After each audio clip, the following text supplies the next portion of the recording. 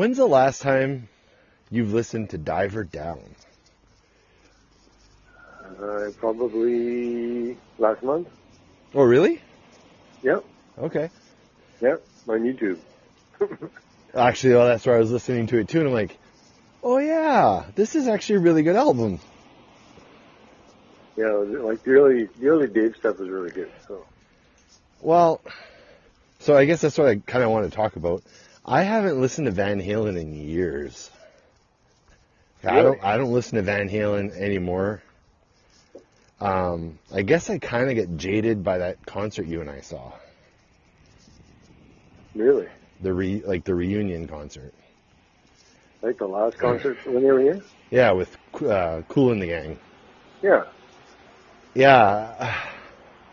It really put me off, and all this infighting over the years between the Van Hagar and the Van Halen and Eddie and Sammy and Michael Anthony, like all this stuff.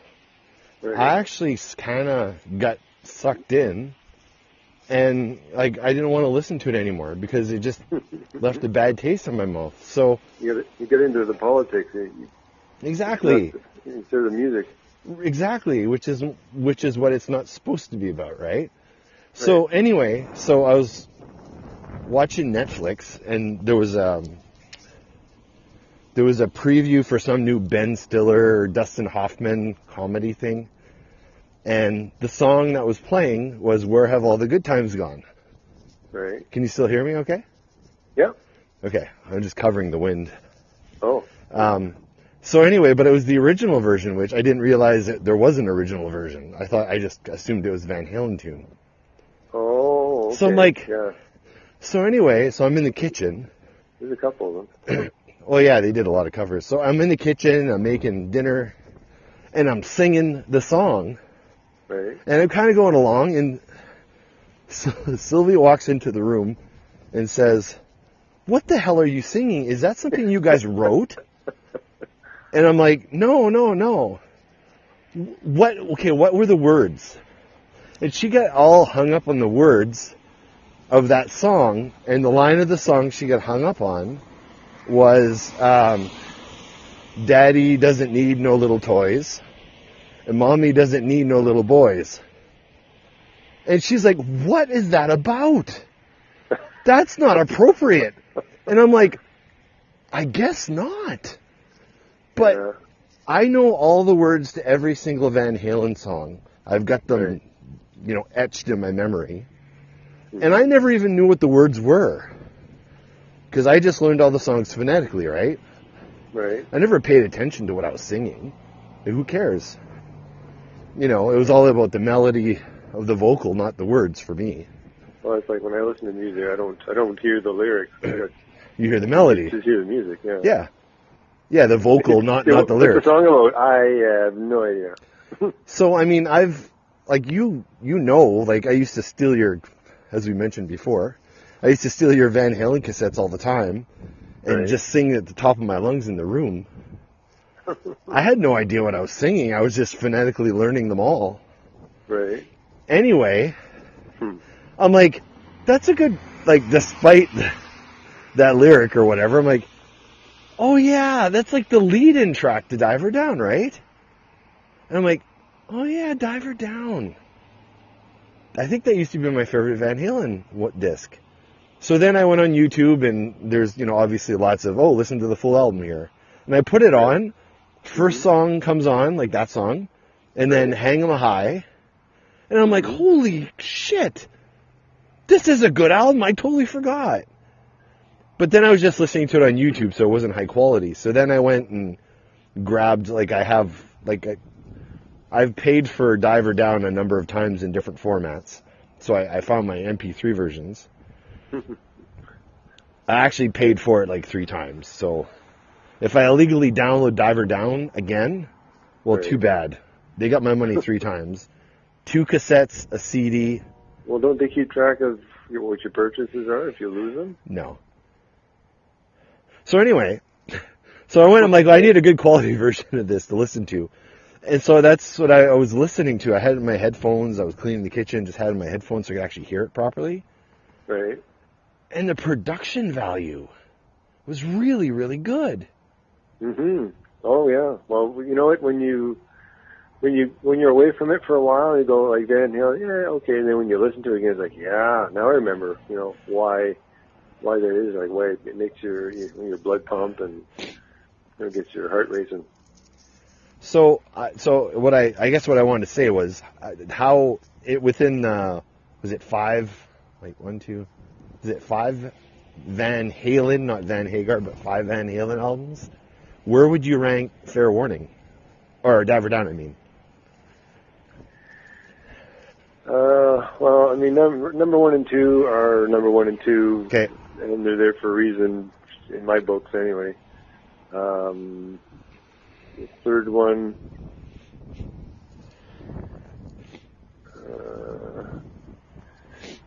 I think Women and Children First. Oh, yeah. Now, are we counting 1984? Oh, yeah. Okay, so 1984 and then Diver Down. So Diver Down's your last. Oh, no, wait. Where does Fair Warning fall? Just one above that one. Oh, okay. Yeah. So Fair Warning is probably your least favorite, fair to say? Then? Wait. Well, not so much the least favorites because there's a lot of covers on there that they just basically did. Yeah. So I mean, was Dancing in the Streets on that one, or was that on Diver Down? Yeah, it was on Diver Down. And then Pretty Woman. Yep. Yeah. Which is okay. Yeah. But I don't know. Yeah, but it's.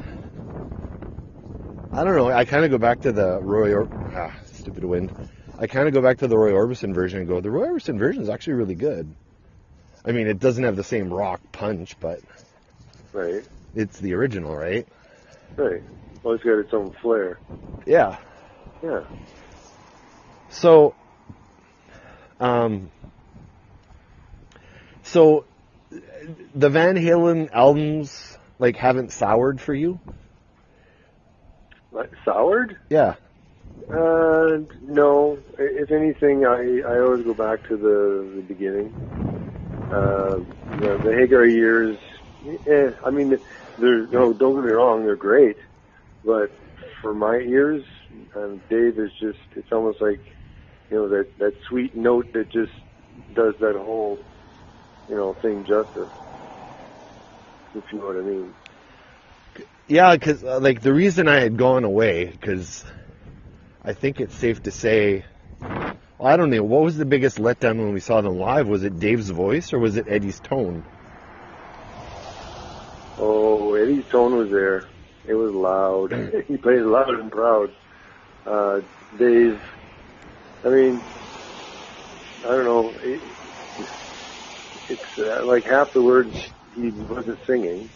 Yes. And then every once in a while he'd throw a kick up with. Okay. Apparently we're crossing the street because Luna absolutely has to cross the street right now. Right now. There's a bunny over there. Oh. I guess. Going to say hi. Oh, I guess so. There's probably less wind over here too. Yeah, with that concert, for me, the first thing out of the gates was actually not Dave's vocal. I was actually kind of expecting Dave's vocal to not be great, so I think I was already semi-prepared for it because I watched tons of YouTube bootleg videos and whatever. Right. But I felt that I couldn't hear Wolfie on bass. It didn't stand out. It didn't cut through. That's my recollection. I could be wrong, but... I mean, I don't know how they pump the music through, but I'm sure if we would have been on Wolfie's side, maybe that side would have maybe been louder. You know what? Maybe you're right. Because Eddie's side was super loud. Super loud. Yeah. I felt him and Alex were a little sloppier. It was a little looser, but a little sloppy, and I mean, maybe it's just my recollection, but I felt like the timing was not great. That Alex and Eddie weren't totally in sync at that show. Really? That was my recollection, but I don't know, because the only time we saw Van Halen before was the For Unlawful Carnal Knowledge tour, I believe. Yep. Yep. And tonally, timing wise, the only thing I really remember was how tight it was. And this didn't feel tight. It almost felt like there needed to be like another guitar in there to backfill, or maybe because we couldn't hear Wolfie's side. But I don't know. Yeah. It just felt like it was a couple of guys jamming, like improvising a little bit. Like some of the songs I couldn't even recognize what they were. But maybe it's because it was too loud. I don't know. But anyway, so based on that, I kind of forgot that Van Halen were tight. So I'm listening to these albums. So I listened to Diver Down. Right. Because I just wanted to hear that Where Have All the Good Times Gone song. Right. And I forgot Hang 'Em High on that album. I love. And Secrets and Little Guitars. Right. Those are the standouts for me, by far, on that album. Do you remember Secrets? You know what? That's where the names of the songs, unless I hear it. That's the one where Dave's singing. Actually, it's Dave singing really soft on that one, and the chorus is "Ow, ow, ow, she get crazy, woman get crazy, yes she can go," or something like that. Yeah. It's got da da da da. Do. Like it had that song is so solid, so well recorded. I totally forget about that one all the time. I'm like, holy shit, this is a good tune. Yeah, well, when you listen to all of them all the time, they're all your favorites after a while. Yeah. So anyway, I was like, okay, this is really good. I admit, because there's so many covers, maybe you shouldn't call it their best album. Because there's it's like half a Van Halen album, right?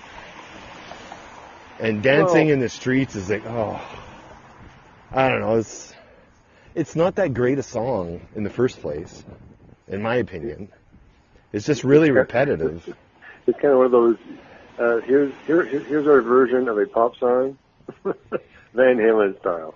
Yeah, and he's doing that I don't know, what do you call it, delay? Is it or whatever? Yeah. And it's like, it's cool, and it's really neat, but you don't need 3 minutes of that. And then the same with the drum beat. Now, I'll admit I've ripped off the drum beat in that song many, many times. Right. Because I remember when I started playing drums, I think that was one of the first songs I tried to learn. It's one of those songs where he rides the hi-hat, right? And I didn't know how to ride a hi-hat, so I learned from that song. Oh. Yeah. And that style is on just about every single Bullet Boys song. But anyway, the drums are really good, but it's the same thing for 3 minutes, and the same guitar for 3 minutes. Right. But the one thing that stood out for me was how solid the bass playing was. Because Michael Anthony's the guy who gets the least amount of credit all the time. Right. And it's a shame that he's overshadowed, but he's really solid. Like, he really holds that groove down. Oh, yeah. Well, I mean, I'm sure he's a pretty solid guy. Like, he doesn't, you don't see him in the limelight very often. So no. He's not one of those media hogs, or what you want to call them. That was more for Dave and Eddie. So. Well, even Alex, really, like, his drum solos were like insane. Oh yeah, his were great too. Yeah. But drum tone in the recording, it's so good. Yeah. Do you remember the drum tone? Oh yeah, you could hear every single drum he played on. Like, sometimes you'll lose some of the toms, like, in the recording or whatever. Yeah, it sounds like a hot rod at the start, the start finish line, and they're just rumbling. Yeah. Yeah. So now that I wasn't a drummer back then when I first listened to that stuff, but now it's like, oh, that's what you're doing there. Oh, that's what you're doing here. So I don't know, listening to it now with new ears is really good. So then I proceeded to listen to 1984. Right. because there's I can't remember what tune it was, but Alex said, "Oh, if we're going to cover a Van Halen tune, we should cover this one." And it was I think it was Top Jimmy or House of Pain or something, like this last track on the album or something. It's like on side 2. There's like this is Drop Dead Legs, and there's the one right after that one. Anyway, good question. But everyone always 1984. It's always about Jump, Panama, and then Hot for Teacher, right? The singles. Right. But there wasn't, in my opinion, there wasn't a weak song on that album. Like, do you have a song on 1984 you don't like? No, I quite like them all, actually. And I think, actually, that was the very first Van Halen tape that you had, yeah. I think I got that for Christmas. And then it was like, whoa, who the hell are these guys? And then that's when I looked back at the other albums that they had to see what their music was. Yeah, it was really good. So I'm like the, I don't know, you call it the B-sides off that album or whatever, the ones that weren't singles. There isn't a weak song in that batch at all. Like, they could have easily released a few more singles off that album, in my opinion. Yeah, they could have, but they had their strong ones. Well, the most commercially viable ones, right? Yeah, but I mean, after you've listened to them so many times, then you start going, well, what else you got? Yeah. Type thing, and then bringing that out, and well, this is fresh. It's the same type of music, so. Yeah, like that I'll Wait song was almost a single, and I think it kind of was a single, but they never did a video or anything. Okay. And I used to sing that song all the time with Jason Chapman, because it was a piano song, right? And he had the tablature for it. Yeah, that's right. They didn't have a video for that one. But that song got played on the radio. Not as much as the other ones, but okay, Luna. I guess we're going back this way. Come on, sweetie. What's that? I don't know. She wants to go back home. Oh. Or there's no bunnies this way, potentially. Oh. But anyway, I guess what I'm saying is, I think I might be on the Van Halen bandwagon for the next few weeks anyway. Oh, great. So I did Diver Down. I figured I'd go with the next album, which was 1984, and then work my way back.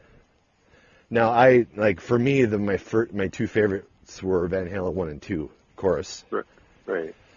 But then, listening to them to death, and they're everyone's favorite Van Halen albums, generally, that I started to, go to the other ones, right? And I really fell in love with Women and Children First and Fair Warning. Just because they're, Fair Warning was so different. So different. It's kind of darker. Yeah. A little darker. But I kind of liked it for that because it was different. Oh, wait. There was Women and Children First, sorry. And that one. So, yeah. Women and Children First is one of them. I think that came, that was their third album or something, I think. And then I think it was Fair Warning. Yeah, I think. like that. But Fair Warning was the introduction of the keyboard into Van Halen. Right. And that's when the band was really fighting. And Eddie was trying to prove himself on that one. Right. They said, didn't you say that no one wants to listen to him play keyboard? They just wanted him to listen to him play guitar. But yeah, that's exactly. But that was the album he kind of shoved it. I read a lot of Van Halen biographies, but I think that's the period they were kind of fighting, and Eddie finally got his way because Dave really drove the boat. Like in the early days, Eddie was just drunk and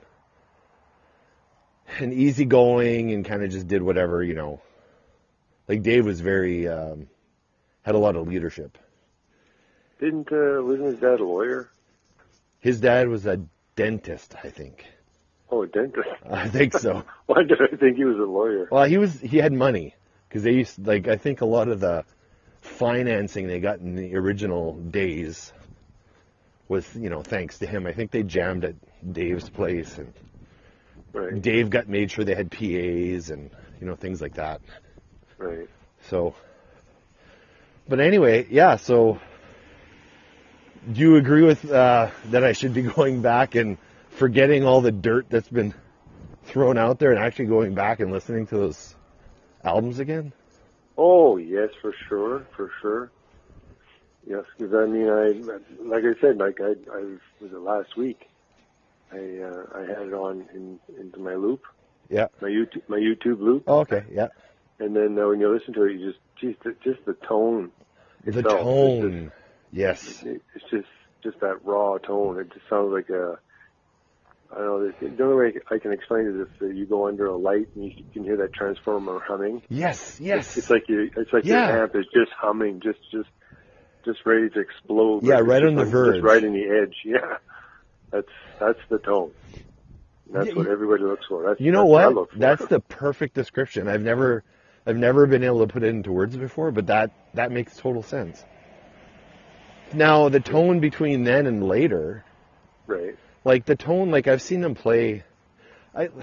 Like the tone when we saw them was not the tone. Oh, Luna. The tone. Well, wait a minute now. Ted Templeton. Yeah. When did he leave? He left. He was part of the sound. He left with Dave. He he left with Dave, and he went and did Dave's albums. Right. Okay. So when you're saying that when the tone changed, are you talking like within the Dave era? Yeah. No. The tone. I felt the tone was consistent in the Dave era, from what I recall. But the tone from then to Van Hagar was completely different. Oh yeah. I found. But I think on the 5150 album, I think, I don't know, like it sounded a little thin. Does that make sense? Well, the 5150 studio was actually, I think that was in Ed's studio. I believe so, yeah. Now, whether or not he's the one who mixed it, or, you know, but I mean, it was an excellent album. Oh, like songwriting wise, it was tits up. It was so amazing. Yeah, like, you know, like, well, are they going to survive? Are they going to kind of, you know, peter out, sound like some other bands? Yeah, and then that album comes out, and you're like, holy shit, lightning in the bottle again. Yeah. But I just finished the Sammy Hagar biography a few months ago. And after reading that, and then the sequence of albums with Van Hagar made a lot of sense. Like there was a slow degradation in Van Hagar, like right after that first album. Really? Yeah, with like the integrity of the band, and it just like further albums in, it sounded like it took everything just to get an album together. And the first album it's like they recorded it in like a month or whatever. Like they did all the writing. And you like with Sharon and Oh no, well pre-Sharon, but like I don't know, like OU812, and then for Unlawful Carnal Knowledge, like there was a slow, like Ed's alcoholism got worse and worse and worse and worse. Right. As the years went on. And Sammy was like, well, you know, it's still Ed and Alex, but there was a lot of, it wasn't as public, but there was a slow spiral going on there. Right. And then by the last album they did, which was, I can't remember what it was called. Balance? Was it Balance? Yeah, Balance was the last one they did, right? Yeah, that one was, but they were having trouble being in the same room together. Oh, really? Well, yeah, because Ed and Sammy stopped getting along by that point. Like they were not getting along at all.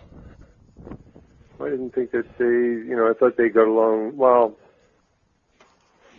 They got along great, and then I think Eddie fell off the wagon again, I guess. Well, something happened. yeah, and Alex fell off the wagon. Well, both Big of them, right? time. Big time. Oh, yeah. And then he broke his neck in some stupid accident, like a drunken accident. Right. I don't know if you remember, he was out playing shows with a neck brace on. I remember seeing that. But anyway. Oh, I guess that's all I wanted to talk about. Oh. The greatness of those first 5 Van Halen albums. They still hold true. Yeah, I mean, you go to every single one of them, and you won't be disappointed. Because, like you said, you reheard the other ones, and you get that same vibe, so you'll definitely get the same thing with the other stuff. So I think I'm going to work my way back. So I'll listen to Fair Warning. Like, I'm going to do a good, thorough listen of 84, and Right. then go Fair Warning, and then go to Women and Children First, which was my favorite one for a long time. I can't remember why, though. I don't remember what's on there. I just remember thinking it was awesome. Right.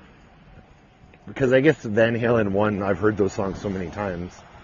Like every single song, like on the radio pretty much, so. Yeah, that, and we used to play them too, so. Yeah, yeah. Almost every single one, if not every single one. But anyway, yeah. So I think another topic I'd like to cover down the road is my same fallout with Van Halen. I have the same fallout with Kiss right now too. Okay. And Kiss was my favorite band for forever. Right. And then when the whole reunion thing happened, and then fell apart, and all that, and all the infighting and blah blah blah back and forth, and I totally stopped listening to Kiss, like completely. Like I took the CDs off my hard drive. We got into the politics, yeah. I did. Yeah. Maybe I'm too sensitive. Well, I mean, with all these reality shows, and then Gene had his own show. Yeah, that really turned me off. So I mean, he could very well air out whatever laundry he had to everybody. He had the power to do it. But I guess the biggest turnoff for me was when Paul Stanley put his book out and just proceeded to slam everyone and everything, even including Gene. Really? Oh yeah.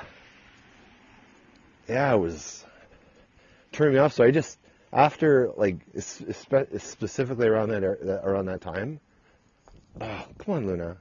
I just stopped listening to Kiss and just continued just listening to Ace Frehley exclusively, nothing else.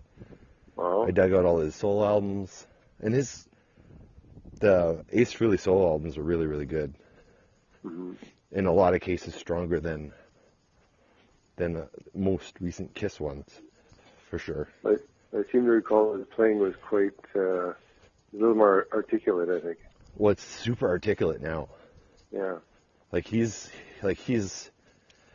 think a lot of the animosity with him, against him, was even though he'd come, he'd be drunk and coked out all the time,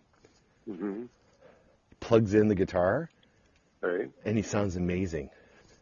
No effort, no practicing, or very little practicing, just plugs in and goes. Natural. Yeah. Yeah, he's a natural, right? And I think with Gene and Paul, like, they always had to work at it. Like, they really always had to work at getting really good. And even like just musically speaking, like, no one ever talks about like Gene and Paul like you would like Jimmy Page and John Paul Jones, or Paul McCartney or something. Like, they don't talk about their playing. Right. But Ace, you always do.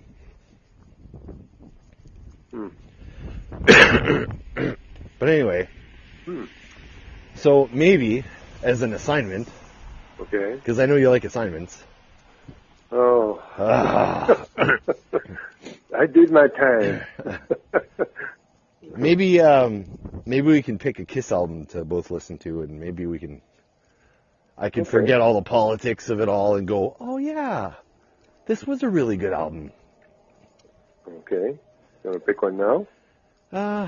Yeah. So we should go classic lineup, right? So like what? Like Dynasty? Oh, well, pre-Dynasty, I think, because Dynasty was Dynasty didn't even have all 4 of them playing on the album anymore at that point. Okay. Because they kept replacing... Bruce Kulick's brother used to come in and contribute guitar all the time because Ace wasn't around, or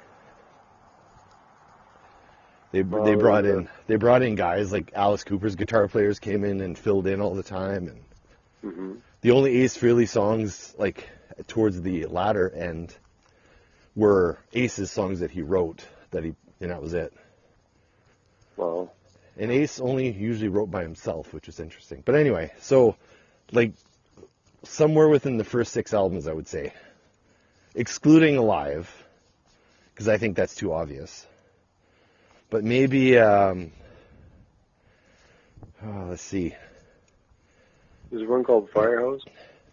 Yeah. That just a song? Well, Hotter Than Hell was the second album. It had Firehouse on it. Oh, okay. So do you want to go like the first 3 albums with the low production value, or the ones released after Alive came out?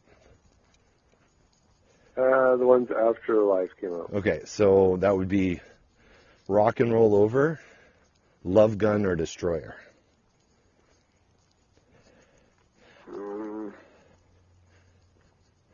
I think we should do maybe Love Gun. Okay. Rock and Roll Over was recorded live. It's not a live record, but they didn't like play one track at a time. It was recorded live, and they just did overdubs. Right, and this is all the original members. Yes. Right. Yeah. Right. Okay. The last album they all played together on was Rock and Roll Over. After that, they were all still in the band, but they kept bringing in guest people all the time. So this is kind of at their peak. Yes. Almost. Yeah, and Rising. Peter Criss kept saying, "Oh, I'm going to quit this week," and wouldn't, and he would quit, and he'd be back 2 days later. Oh, okay. They even had one of their drum techs dress up as Peter Criss and never said anything. Right. Because Peter Criss just no-showed or something, and some guy filled in. And they never said anything because no one knew who they really were at back then, right? Pretty bad when your band has to have a fill-in for you. Yeah. So, yeah, let's go Love Gun, I think, is probably the best one. So you should be able to find that on YouTube somewhere. And if you don't, I can Dropbox it to you. Yeah. I should be able to find it. And I don't mind giving you copies of the MP3s because I've bought every single Kiss album minimum 3 times. Right. Okay. You know, in each format. Some even in additional formats, including the vinyl. The vinyl? Yeah, I had a few vinyl. Yeah, but we had... because I think... Well, I had Alive on vinyl. Right. I had Dynasty on vinyl. Because we used to swap with Randy, too, didn't we? Yep. Because he had the Alive album. He had Alive 2. Right. He had Alive 1, but eventually I bought my own Alive album. Right. And then I think I had... we somehow get Destroyer in our possession at some point, which is my least favorite Kiss album amongst them all. Oh. It's okay, it's just so overproduced, and I don't know. It was less rock and roll. The excitement's gone. Well, it was the album. Going to the studio just to make albums. Well, it was the album they did right after Alive, so they went and hired the most expensive producer. They brought songwriters in, and really the producer of the album. It was his album.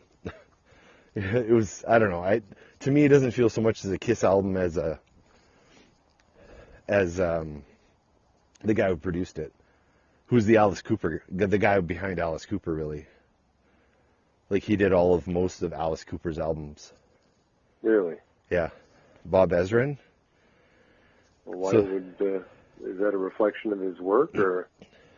Well, he collaborated very closely with Alice. Right. Like in the writing, the production, the you know, what you do in a studio. Well, let's add bells here or And whistles. this was for Destroyer. Yeah, so that's who did Destroyer. Right. Which was your least favorite. Yep.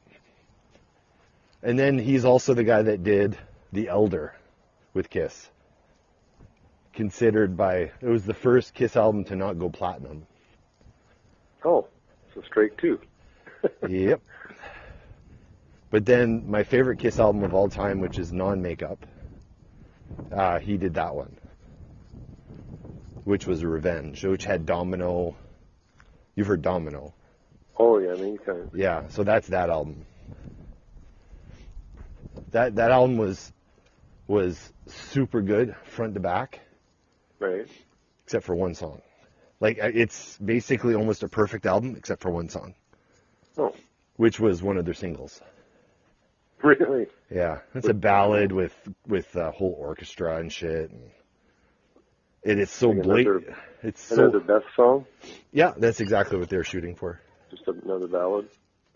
Yep. All right. You know what? I made it home. Oh, cool. I'm going to let you go. Alrighty. All right.